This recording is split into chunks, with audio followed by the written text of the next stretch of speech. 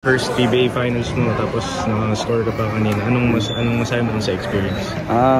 Sobrang sarap sa feeling kasi first time yan. Then, yun nga, pinamataas na liga dito sa Pilipinas. Di ko akalain na makapag-finals kagad ako.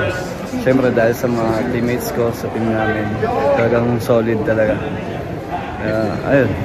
Kumbaga hanggang ngayon, mula nung pagka-draft mo kasi nga nasa final, hanggang hindi ka pa rin makapaniwala dun sa lahat ng experience. Hindi pa rin eh. Kaya ako pinagbubutayan ko palalo talaga sa practice namin. And alam ko wala akong naambag talaga sa loob ng court pag game namin. Pero for me sa practice, alam ko yung contribution ko talaga. And alam ko dadating naman yung time na karoon ako ng minuto. Mas 2-0 na kayo ngayon. How would you keep yourself and your team lang na maging focus pa rin para hindi?